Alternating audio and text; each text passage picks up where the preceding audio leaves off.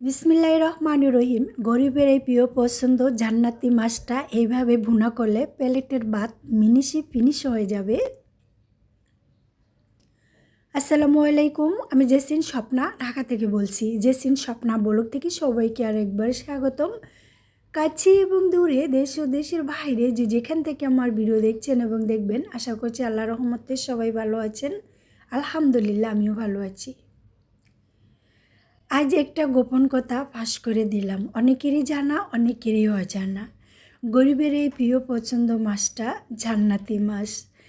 সবাই অনেকেই জানে অনেকেই জানে না, পৃথিবীতে সর্বপ্রথম আগমন হয়েছিল এই তেলাপিয়া মাছ। এই তেলাপিয়া মাছকে সূত্র ধরে পৃথিবীর সমস্ত মাছকে সৃষ্টি করেছেন মহান রাব্বুল আলামিন। এই তেলাপিয়া মাছটা কিন্তু জান্নাতি মাছ এবং সর্বপ্রথম এই মাছটা দুনিয়াতে নীলদরিয়া মহান রাব্বুল আলামিন পাঠিয়েছিলেন। আজকে আমি সেই গরিবের প্রিয় পছন্দ তেলাপিয়া মাছটা কিভাবে ভুনা করছি এবং করব। শুরুতে শেষ পর্যন্ত যদি আমার ভিডিও দেখেন, আমার সঙ্গে থাকেন, আশা করছি বুঝতে পারবেন। আর এই মাছটা যদি আপনি এইভাবে ভুনা করেন, প্লেটের ভাত মিনিশে ফিনিশ হয়ে যাবে।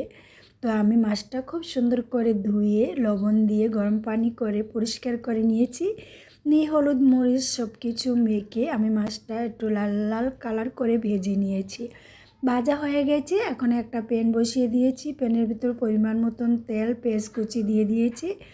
পেঁয়াজটা যখন হালকা লালচা কালার হয়ে আসছে, তখনই আমি দিয়ে দিয়েছি আদা রসুন বাটা। আদা রসুন বাটা আমি দুটোটা একসাথে করি, আলাদা আলাদা কখনো করি না। আর এখানে দিয়ে দিয়েছি মরিচের পাখি, হলুদের পাখি, জিরা পাখি, ধনিয়া পাখি, সমস্ত উপকরণগুলো দিয়ে আমি তেলের সাথে মশলাটা খুব সুন্দর মতন লাল করে কষিয়ে নিব। যখন দেখবেন চিটচিটে তেলটা উপরে চলে আসছে, লালচে একটা কালার হয়েছে, তখনই বুঝতে পারবেন যে আপনার মশলা কষানো হয়ে গেছে। আর এই যে আজকে আমি সেই জান্নাতি তেলাপিয়া মাছটাকে রান্না করব। কাঁচামরিচ, ধনিয়া পাতা আর টমেটো দিয়ে লাল লাল করে ভুনা করব। এইভাবে ভুনা করলে খেতে খুবই অসাধারণ এবং মজাও সুস্বাদু হয়। তাই তো দেখছেন মশলাটা কত সুন্দর কষানো হয়ে গেছে। এখন আমি এখানে দিয়ে দিয়েছি টমেটো আমি এখানে 4টা ফালা করে নিয়েছি, সাথে দিয়েছি 3 থেকে 4টা কাঁচামরিচ। তো আজকে একটু মুখের স্বাদ ও লুচির জন্য একটু ঝাল ঝাল করে এইভাবে ভুনা করব, খেতে অসম্ভব মজাদার হয়।